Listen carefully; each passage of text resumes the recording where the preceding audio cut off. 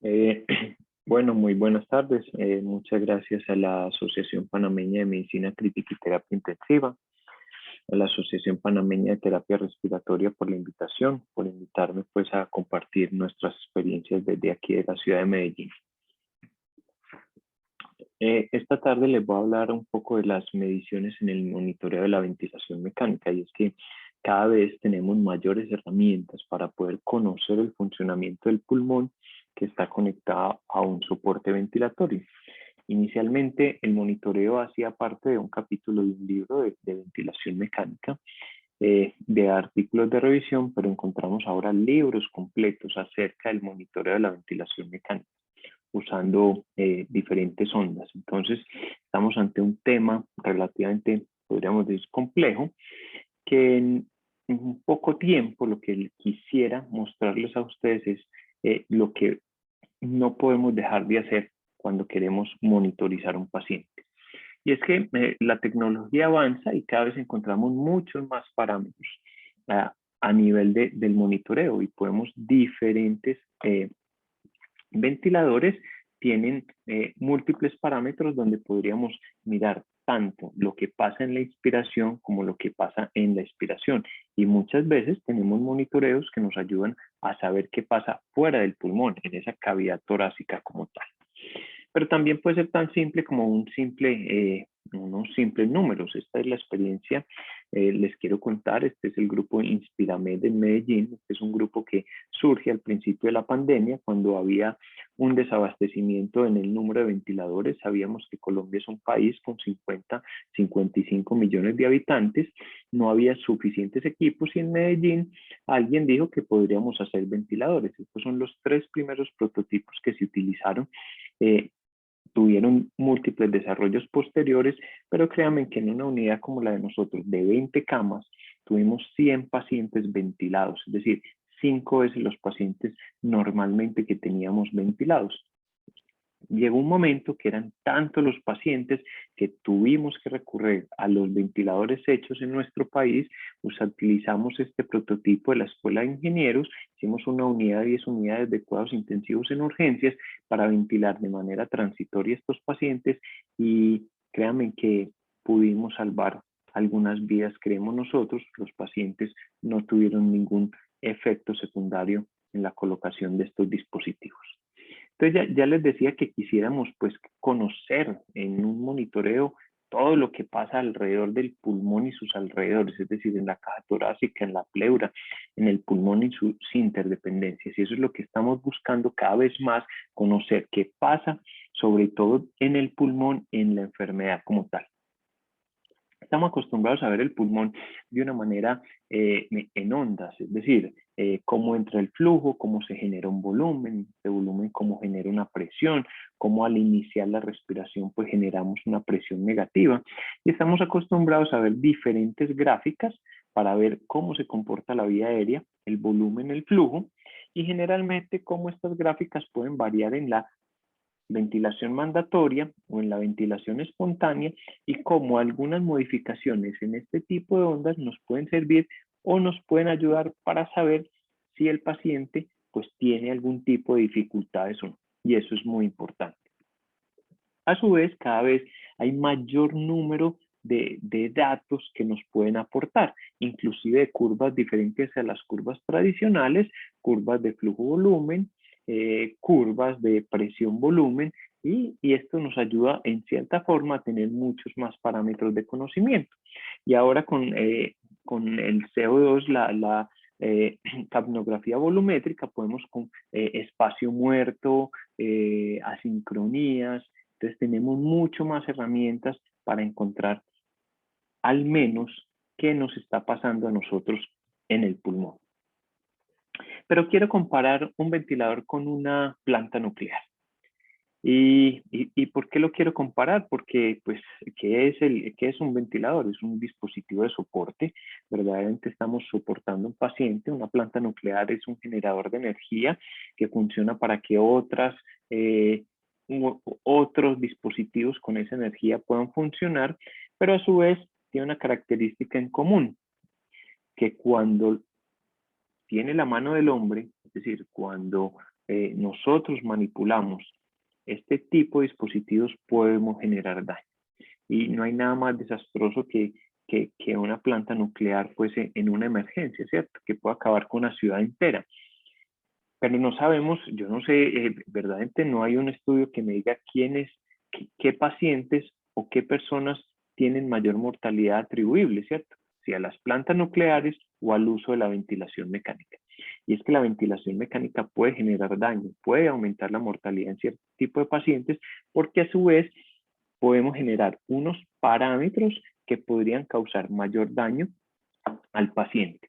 Yo creo que este paciente aquí está pensando, si este paciente supiera de un intensivista como paciente, pensando que el ventilador le está haciendo daño, pues yo diría, ¿quién le está haciendo daño? ¿El equipo o la persona que está manipulando el equipo? Y es lo que algunos conocen como PILI, es decir, la injuria pulmonar verdaderamente no es inducida por el ventilador, sino que es inducida por el médico, la terapeuta o la persona que cuadra el ventilador. A la final somos nosotros con nuestros parámetros los que podemos generar daño a nivel pulmonar. Y eso es muy importante porque vamos a tener en este corto tiempo algo que me parece importante y es un enfoque basado en el pronóstico del paciente. Es decir, ¿qué vamos a buscar nosotros en el monitoreo ventilatorio tratando de mejorar el resultado o el pronóstico del paciente? ¿Qué voy a hacer yo? ¿Qué voy a mirar yo para tratar de que ese paciente tenga un mejor resultado clínico? Y todo esto, pues basado en la evidencia, lógicamente. Cuando yo tengo un dispositivo, generalmente lo primero que tengo que pensar es no hacer daño. Es decir, tengo que monitorizar el daño. ¿Qué parámetros tengo yo a la mano que pueda evitar el daño en un paciente ventilado? Y eso es lo que vamos a ver en la siguiente conferencia. Está claro, es decir, ¿cuál es el parámetro más frecuente que medimos nosotros, al menos en un paciente ventilado? Es la saturación de oxígeno. Yo diría que es el parámetro más importante de monitorización, ¿sí? ¿Por qué es el parámetro más importante? Pues porque lo tenemos de manera continua y porque a la final es el parámetro que más vemos. El médico siempre pregunta cuánto está saturando, la enfermera, la auxiliar lo tiene que registrar adecuadamente, la terapeuta siempre está pensando en sus cambios de ventilador, pensando en la oxigenación o pensando al menos en la saturación. Y qué decir de las familias. Uno puede darle una mala noticia a un paciente o a una familia, pero la familia de que vea esa saturación ahí buena dice, no, ahí vamos bien. Y lo mismo que el paciente a veces cuando están despiertos, ellos mismos se monitorizan y ellos mismos hasta están pendientes de la saturación. Y eso es importante porque la saturación que mide a la final la concentración de oxígeno en la sangre, la saturación que tiene la hemoglobina con ese oxígeno, pero a su vez pues es un reflejo de la cantidad de oxígeno que nosotros le estamos programando a un ventilador. Y es que pues cuando monitorizamos, generalmente nosotros siempre estamos enfocados a los parámetros anormales. Si yo quiero enfocarme en la ventilación mecánica hoy, al menos en esta conferencia, es que le paremos bolas a los parámetros normales. ¿Y cómo así que a los parámetros normales? Es que siempre estamos pendientes cuando la saturación está bajita. Pero la primera pregunta es, ¿deberíamos estar pendientes cuando la saturación está normal o alta? Pues o alta o en parámetros altos. Entonces, posiblemente en un paciente que tenga un pulmón normal sin patología respiratoria, pues es posible que esta saturación corresponda a este paciente y que si de todas formas tengo una concentración de oxígeno alta, pues la puedo bajar de una manera ligera. Pero pues, yo creo que es muy preocupante tener saturaciones muy buenas en un paciente muy enfermo.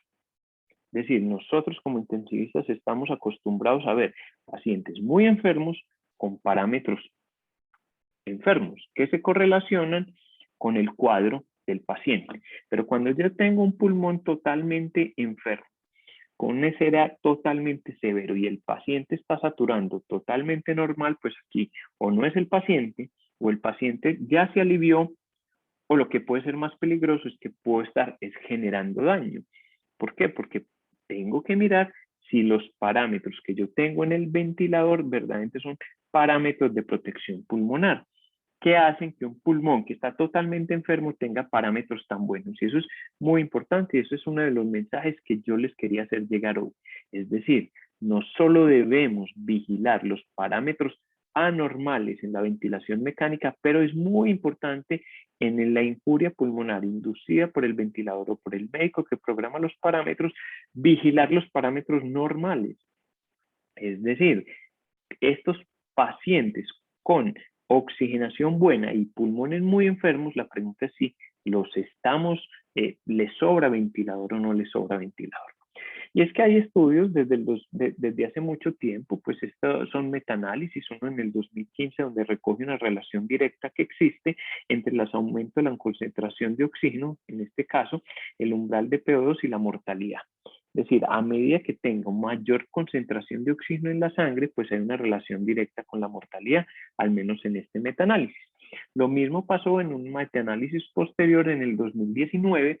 Una de las cosas que vamos a ver más adelante es que generalmente estos metaanálisis, el grupo de pacientes que más apunta a un peor pronóstico con mayores concentraciones de oxígeno son los pacientes post-paro cardíaco.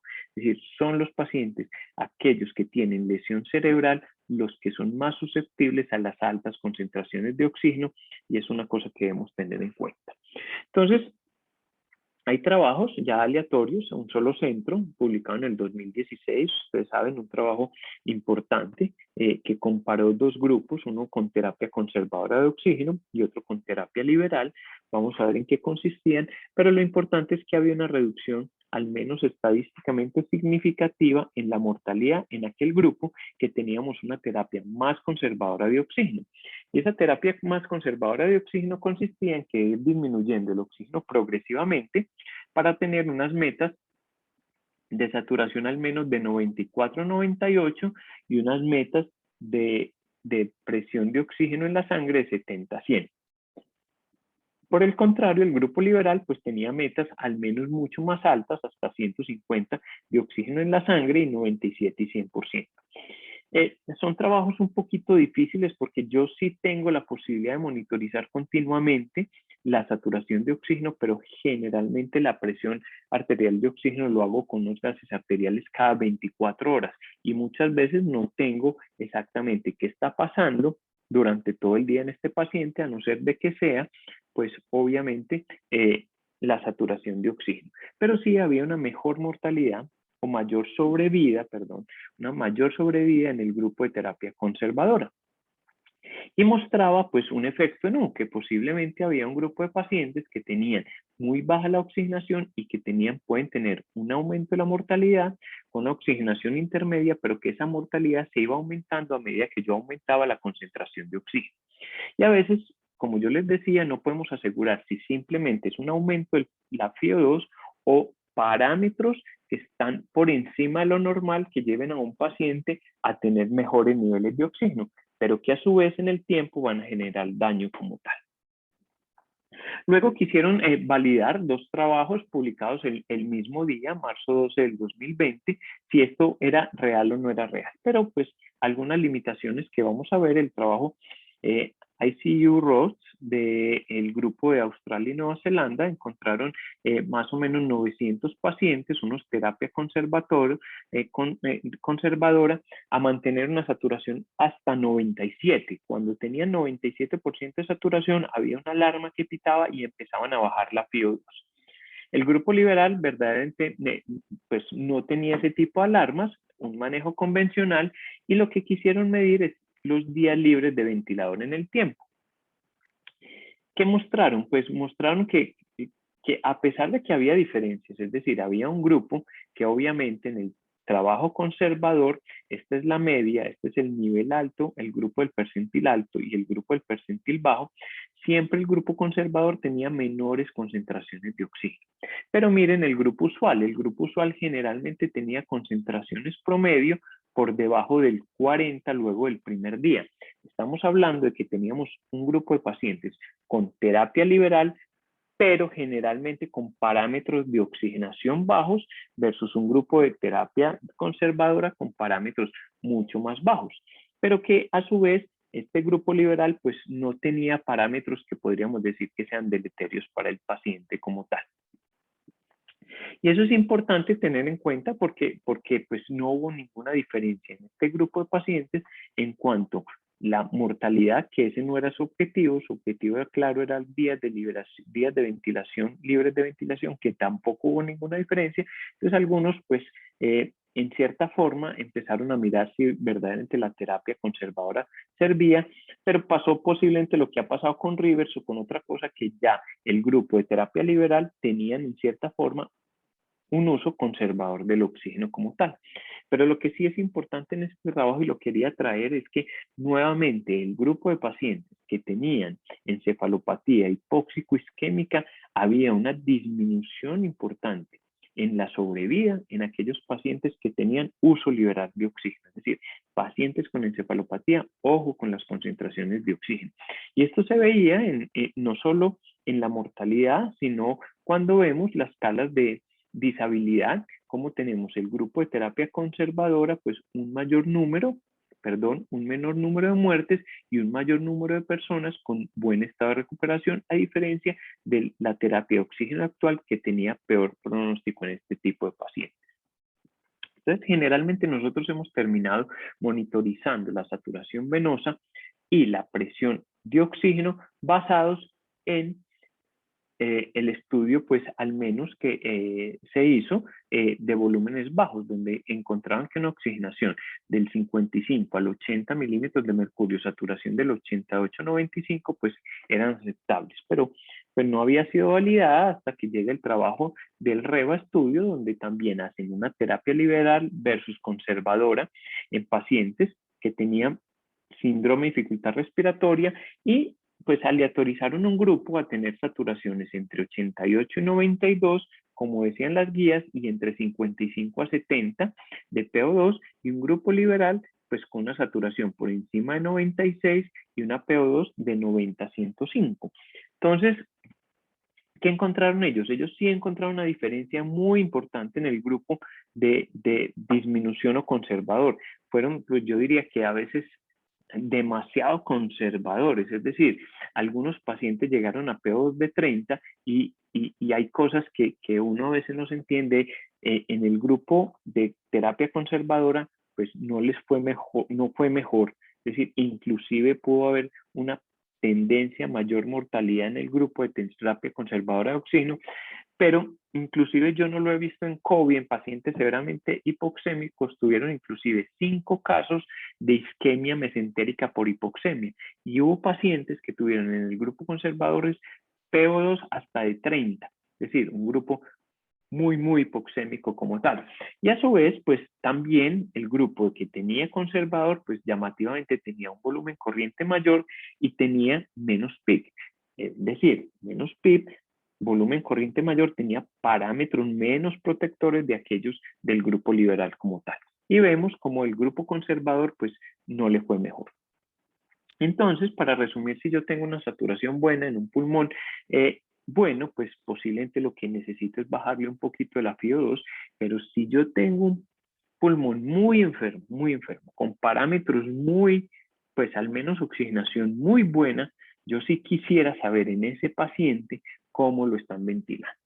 Y aquí vamos a tener dos conceptos que los voy a agrupar porque a la final tienen que ver con la protección pulmonar, que son la presión meseta y que son la presión de conducción o el driving pressure, que son dos parámetros que son, estos tres parámetros son los parámetros que me van a ayudar a salvar vidas en un paciente ventilado.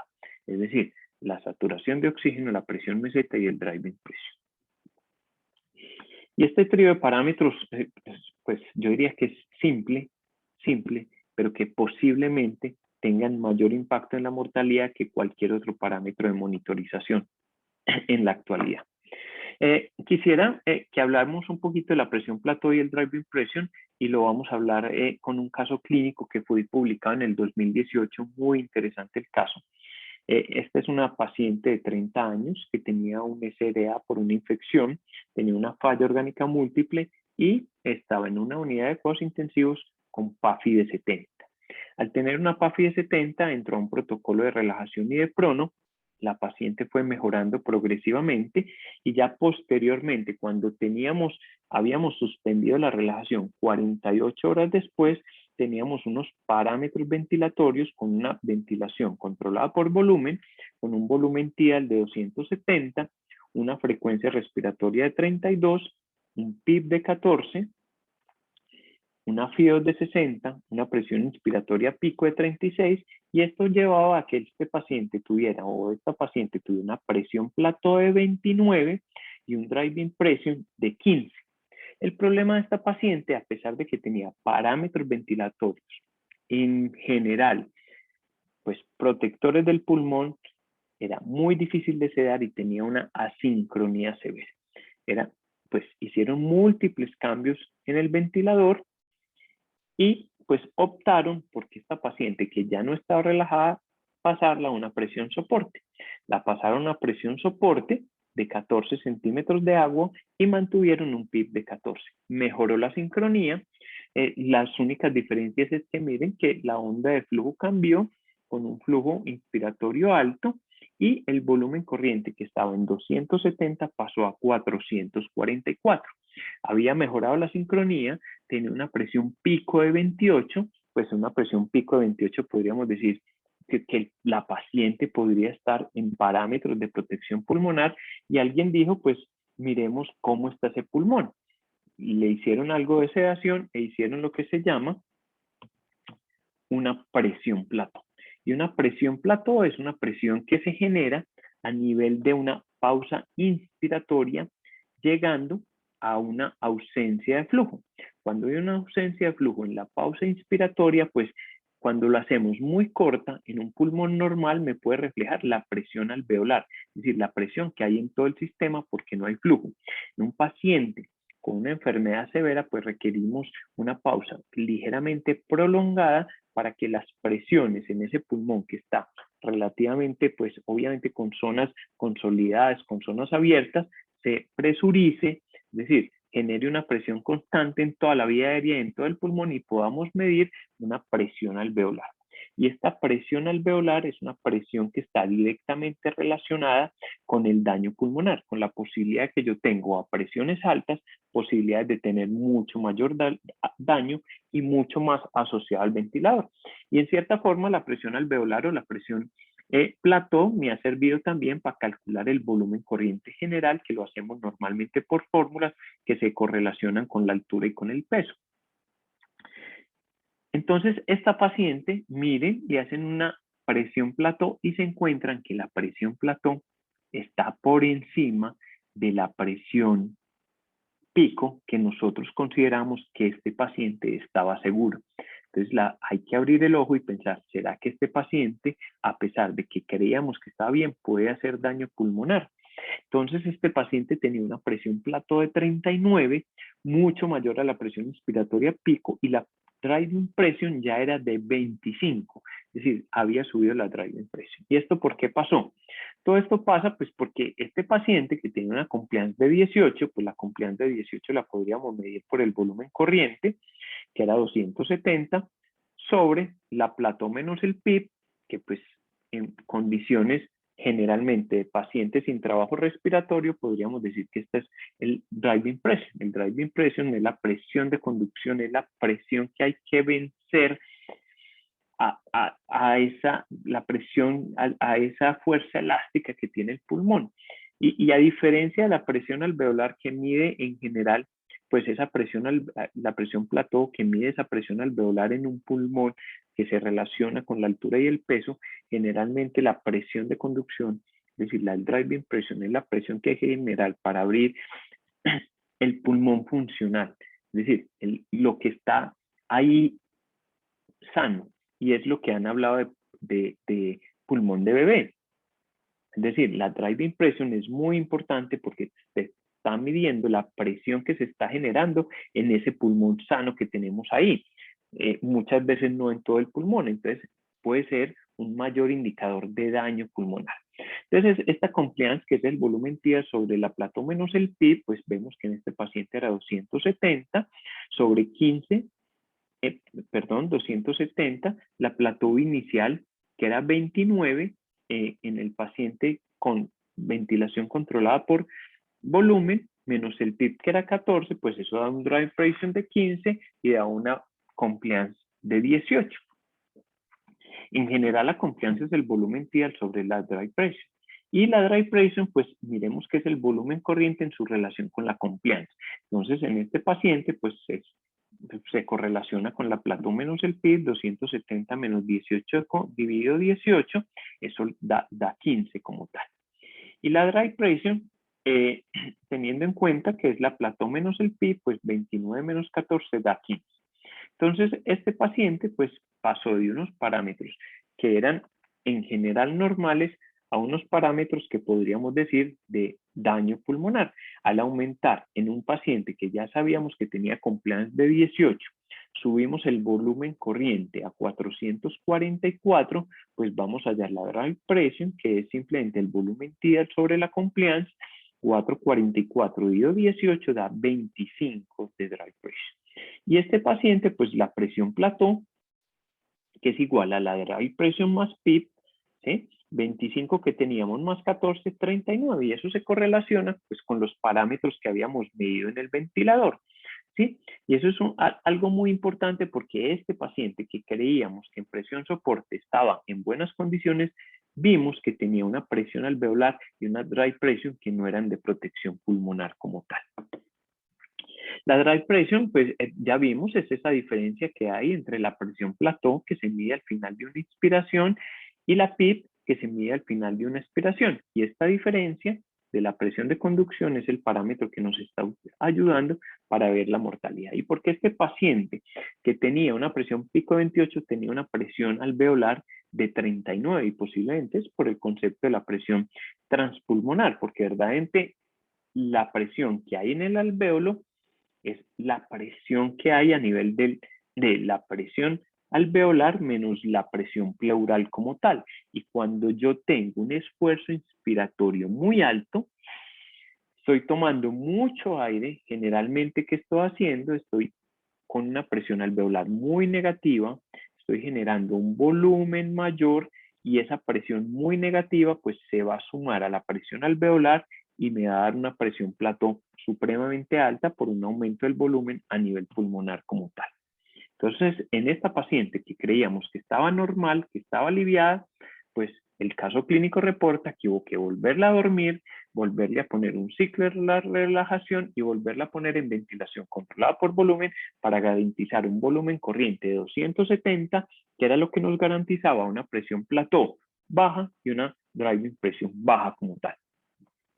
¿Y cuál es la evidencia? La evidencia sale pues del trabajo grande, donde hay un trabajo de comparar volúmenes corrientes y presión plató. A medida que yo disminuyo la presión plató en relación a una disminución del volumen corriente, pues tengo una mejor sobrevida y tengo mayores días libres de ventilador como tal. Y esa presión plató, pues ya vimos que en un paciente con pulmón normal se puede medir en los primeros 0.5 segundos, porque generalmente el sistema se presuriza rápidamente, pero en un paciente que está muy enfermo, para tener, es decir, como es heterogéneo las áreas pulmonares, pues requerimos al menos una pausa inspiratoria larga para medirla de manera adecuada como tal. Y es claro que pues existen diferentes metaanálisis que muestran la relación directa sobre la presión plató y la mortalidad. Y yo aquí quiero que tengan un concepto muy importante.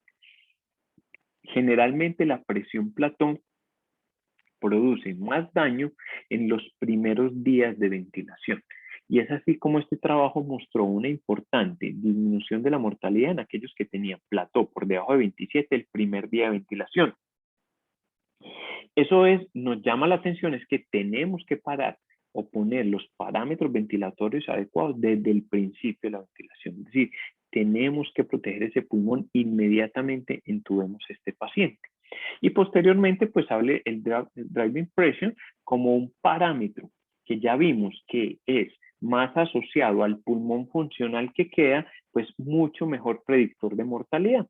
Y el driving pressure, que es la diferencia entre la presión plató y el PIB, pues debe estar entre menor de 15 o 14 o menos, y es importante tener en cuenta que se comporta de una manera pues relacionada con la plató y el PIB, de manera pues que este 15 en general sea muy homogéneo. Me explico.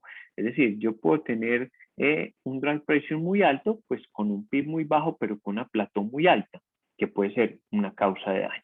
Pero también puedo tener una plató constante con diferentes niveles de PIB que también me pueden generar un drive pressure en valores anormales que también me pueden mejorar, aumentar la mortalidad. Entonces tengo que mirar qué PIC necesita el paciente y qué presión plató tenemos para disminuir la mortalidad en este tipo de pacientes. Y encontramos que la mejor, al menos el valor protector por debajo de 15 se conseguía generalmente con volúmenes corrientes por debajo de 6. Cuando estoy utilizando en un paciente con SRA, normalmente volúmenes por encima de 6, normalmente puedo tener driving pressure por encima de 15 y hay un aumento significativo de la mortalidad. Pero ¿por qué es importante esto? Es decir, pues porque yo quise traer parámetros básicos de monitoreo, porque es que los estudios son consistentes. Este estudio en el 2016, 50 países, múltiples unidades de cuidados intensivos y miren en este cuadro cómo este es el número de pacientes con ventilación protectora. Pero miren la cantidad de puntos en SRA leve, moderado y severo que están fuera de parámetros protectores. Es decir, nosotros, una cosa es lo que creemos que hacemos y otra cosa es lo que hacemos normalmente. En este trabajo se mostró que el drive pressure era un mejor predictor de mortalidad que la presión soporte, que la presión plató. Pero este es un trabajo más reciente, del 2019, y lo que muestra aquí es, miremos este grupo de pacientes con una drive pressure de 15 y este es el número de pacientes que están ventilados con parámetros con drive pressure por encima de 15, generalmente al primer día, al tercer día y al séptimo día. Es decir, a pesar de que conocemos los factores protectores, todavía ventilamos pacientes con presiones pleurales o al menos, perdón, con presiones plató muy por encima de lo recomendado y con drive pressure muy por encima de lo recomendado como tal. Y eso es lo que quería traer, es decir, si nosotros queremos disminuir la mayor posibilidad de que un paciente tenga daño a nivel pulmonar, estos tres parámetros son básicos: oximetría, presión meseta y drive pressure. No estoy diciendo que no vamos más allá en la monitoría, pero si yo tengo controlado estos tres parámetros, podría en general disminuir un mayor número de muertes relacionadas a la ventilación. Obviamente, pues en un paciente severamente enfermo, la presión meseta, el drive pressure y tener una oxigenación adecuada, pues también tiene que ver con una cantidad de parámetros, compliance, resistencia, asincronías, que también deberíamos monitorizar. Para finalizar, pues quiero que tengan presentes estos números siempre, siempre por la mañana que estén pasando la ronda. Miren que un paciente tenga una saturación mayor de 90, que tenga una presión plató menor de 27 y que tenga una drive pressure menor de 15. Si no tiene estos parámetros, tenemos que sentarnos al lado del paciente, pegados al ventilador y tratar de modificar los parámetros con el resto de monitoría para conseguir los objetivos y así podemos disminuir de una manera muy sencilla una cantidad de muertes que podemos estar o podemos nosotros como médicos que que manejamos los ventiladores estar haciendo daño en estos pacientes. Pues muchas gracias por la invitación. No quería sino decirles que estamos cerquita. Miren el mapa. Este es un viaje de una hora poco, y con mucho gusto están invitados a Medellín para que se vengan a comer una gran bandeja paisa, para que conozcan la ciudad y ojalá nos podamos encontrar muy pronto. Muchas gracias por la invitación y muchas gracias a todos. Ahora en la discusión, pues responderé algunas preguntas si es necesario. Gracias.